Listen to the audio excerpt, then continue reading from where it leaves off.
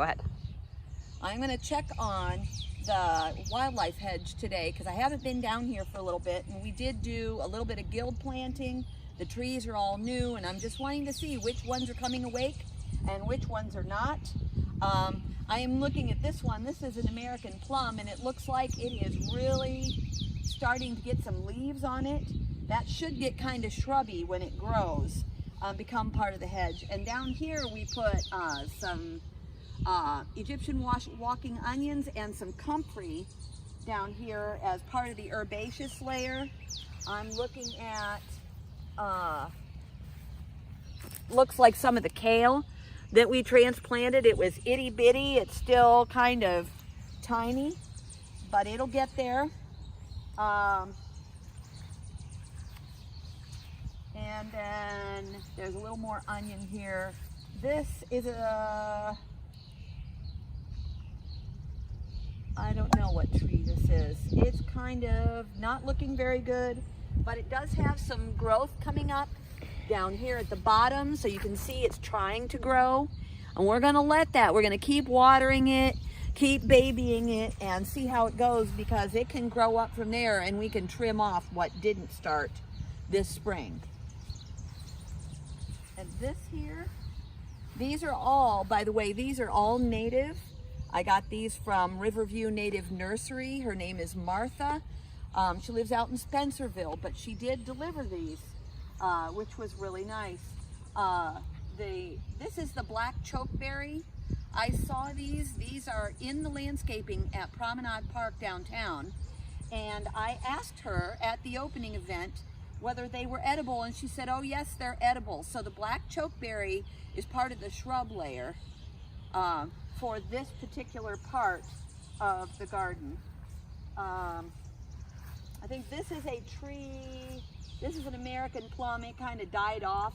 Here's the dead part, but this is the part that came up from the bottom and really wants to live. And the comfrey is doing well underneath there. And it looks like there's a hosta that's really trying to. Hostas are edible. We decided to, since I have a bunch of them, just break up some of those big ones and bring them out here. They serve the purpose of, other than being edible, to provide some shade to the ground, so it'll help in weed control. So, and this one's doing really well. It's got a couple hostas. The kale is looking really pretty right here. But in this section here, we did shrub tree. This is a service berry that didn't get treated very well last year, and I keep hoping that it's gonna come alive, but it just isn't yet, and we're just gonna keep on working on it and probably wait a year or so before we decide whether we're gonna replace it or not. There's another black chokeberry. It looks like some of the guild planting. The other thing that we're doing in this area, this is a service berry, by the way. This is another one that didn't do so good, but it's got some growth coming up from the bottom. So I'm pretty hopeful that it will come to life and become part of the wildlife hedge without having to be replaced. But one of the things that we want to do as we're growing this wildlife hedge is there's going to be certain things which may be considered weeds that are beneficial, that we are going to allow to remain within the guild. And some of those are dandelions and violets. They have some very beneficial properties, and they really aren't hurting anything, and they're also very good at being food in the early season for the bees. You know, the bees need food in every season, and so for every plant that's here that blooms in a different part of the season, we're actually providing some food for the bees. That's another black chokeberry, and it did flower. A lot of these did flower. It was very pretty. And then we get down into here. This is our service berry trees that do have the leavings on it. The service berry trees are particularly interesting. The service berries are edible to humans, but they also attract a really cool looking bird called a cedar waxwing. And that is, I would say, the primary goal of putting the wildlife hedge in, is to create places where the wildlife can make homes, get food, have protection, and that kind of stuff. But the service berries, all of that will be available to the humans as well. But there's no reason that humans and animals cannot share this space.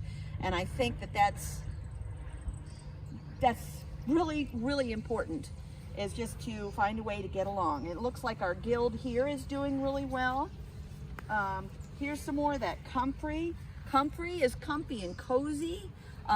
It draws the nutrients up from deep down in the soil, and then when the leaves die, it deposits those nutrients onto the soil for the plants to use.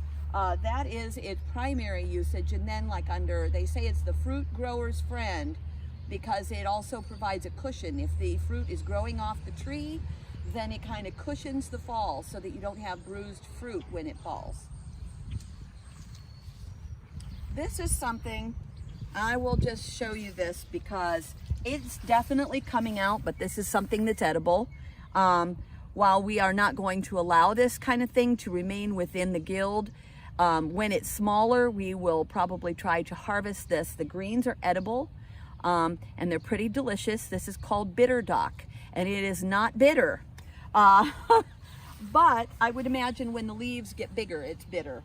But when we weed and when we choose to take things out of the guilds, we are going to be trying to take those and put them into the food stream so that they can be consumed by humans.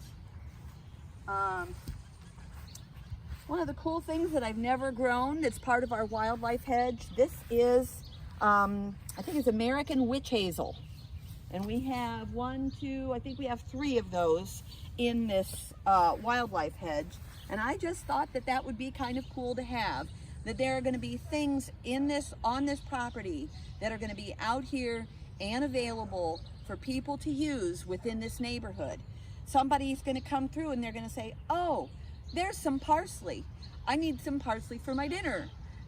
And clip, a little piece off, because all the herbs, the parsley, the borage, the basil, and thyme are all going to go into these areas so that they are growing and free within the community. I guess I always wanted to say, I don't know why cities don't plant fruit trees instead of trees that don't make fruit, because that would provide food for people that are walking the street and might need, maybe you're hungry. So this is another service berry tree. This is American witch hazel. You can see the onions and the hostas are here. And this is another service berry. There's a witch hazel, and I do not know what this is.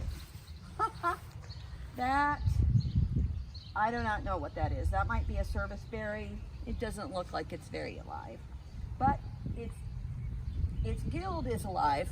So we'll watch it and see what happens.